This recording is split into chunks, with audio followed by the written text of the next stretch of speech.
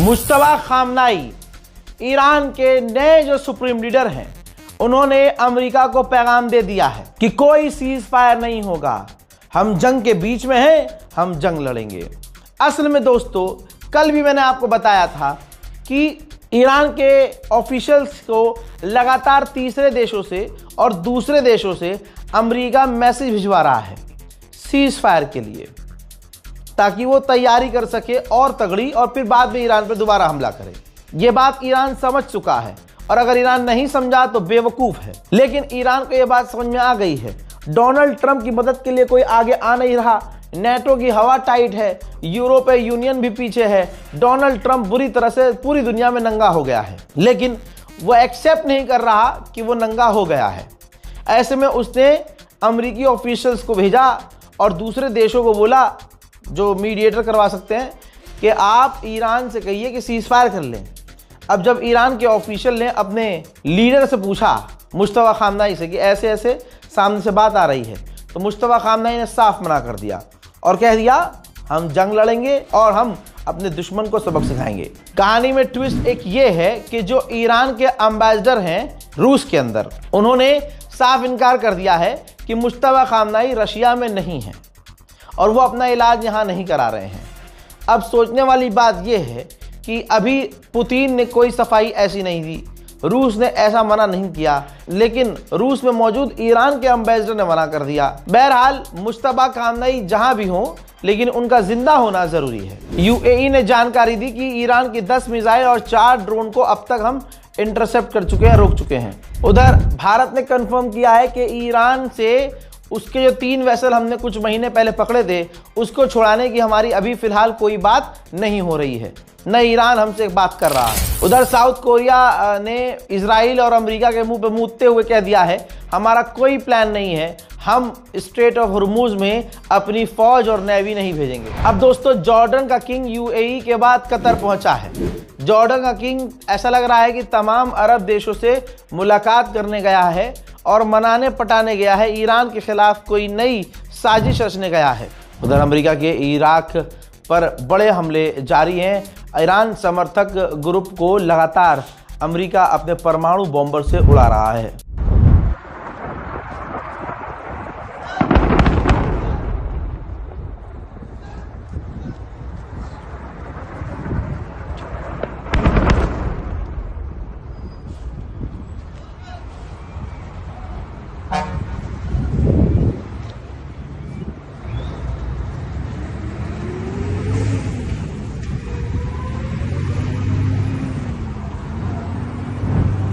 जहां भी हमला होता है, जहां भी दो देश के बीच जंग होती है, एलन मस्क वहां कुछ न कुछ काम करता है।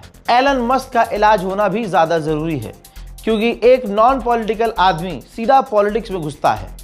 दोस्तों, पूरे गल्फ में एलन मस्क ने अपने सुपर चार्जर, टेस्ला का जो सुपर चार्जर है, फ्री कर दिया है ईरान के हमलों को देखते हुए और अरब देशों को इम्प्रेस करने के लिए, ताकि भविष्य में अरब देश टेस्ला को और इस्तेमाल करने दें और टेस्ला को एकदम और इज्जत दें। मौके पर चौका एलन मस्क ने मारा है। उधर बिल्कुल मेरा मन नहीं है अब खबर बताने का, मेरा बिल्कुल मन नहीं है ईरान की अपडेट देने का, मेरा बिल्कुल अब मन हट चुका है। अब मैं इस वॉर को कवर करूं, मैं इस खबर को छोड़ना चाहता हूं। अब मैं बस, मेरे मन में है 10-15 दिन गायब हो जाऊं। मन हट चुका है, क्योंकि दिल दुख रहा है, पता नहीं क्यों, बहुत ज़्यादा दुख रहा है और बर्दाश्त नहीं हो रहा है, चीज़ें मुझसे झिल नहीं रही हैं। अब दोस्तों, जैसे एक खबर आ रही है, कंफर्म खबर की है अब इजराइल ने, एक बार और खबर कंफर्म की है ऑफिशियली कि हमने अली लारिजानी को कत्ल कर दिया है। जी हाँ, अली लारिजानी ईरान की रीढ़ की हड्डी थे, सुप्रीम लीडर जो खामनाई थे, जो शहीद हो गए। उनके बाद अगर पावरफुल कोई आदमी था, वो अली लारिजानी थे। मुश्तबा खामनाई को छोड़ दीजिए आप अभी, मुश्तबा खामनाई तो सुप्रीम लीडर हैं, लेकिन मुश्तबा खामनाई जितनी पावर अगर किसी के पास थी, वो अली लारिजानी के पास थी। ठीक, और वो आखिरी मुसलमानों को पैगाम दे के गए हैं। उनका आखिरी बयान कल रात का मैंने ये बताया था कि उन्होंने कहा है कि वो मुसलमान देश, क्या मुसलमान, जो मुसलमानों के काम ना आए, जो उम्मत के लिए एक ना हो, और एक होकर दुश्मन से न लड़ें। अल्लाह अकबर। अब अली लारीजानी शायद इस दुनिया में नहीं रहे। ईरान भी पूरी चतुराई कर रहा है और कोई भी बयान देने से इस पर कतरा रहा है। इसलिए मैं कह रहा हूँ, क्लियर कर रहा हूँ कि ईरान कंफर्म नहीं कर रहा है, लेकिन इजराइल ने 3 बार कंफर्म कर दिया है। हजरात, एक देश निकल कर आया है इस्टोनिया। इस्टोनिया के विदेश मंत्री ने कहा है कि हम अमेरिका और इजराइल की मदद करने को तैयार हैं, जो भी उन्हें चाहिए। जो भी चाहिए। अमेरिका को तो पूरा इस्टोनिया चाहिए होगा, दे देगा। मेरे दोस्तों, उधर ग्रीस के प्रधानमंत्री, जो ग्रीस पूरी तरह से अमेरिका का गुलाम है, उसने भी जिगरा दिखाया है और साफ मना कर दिया है। ग्रीस के प्रधानमंत्री ने कहा कि हमारा देश किसी भी जंग में किसी भी साइड से नहीं कूदेगा। ये जंग हमारी नहीं है और मुझे डाउट है कि और भी कोई यूरोप का देश इस जंग में कूदेगा। ग्रीस के विदेश मंत्री ने बड़ी बात ये कही, उन्होंने कहा कि मिडिल ईस्ट की प्रॉब्लम्स को आप बमबारी से सॉर्ट आउट नहीं कर सकते। यानी ईरान पर जो हमला किया जा रहा है, ग्रीस ने साफ कह दिया है कि बमबारी से कोई सॉल्यूशन नहीं है। उधर ईरान की तरफ से यूएई पर कई टारगेट हिट किए गए हैं। ईरान जो कह रहा था कि सिविलियंस पीछे रहें वरना निशाने पर आएंगे, यूएई में कई जगह धमाके हुए हैं। रात 13:25 یک دقیقه نمیشه زدن. اینجا صنایع شیش شارژه هستش. 17 مارس ساعت 13:25 شارژه صنایع شیش رو زدن. हजरात, आपके सामने एलपीजी लेकर इंडिया का टैंकर ईरान के अप्रूवल के बाद भारत आया है।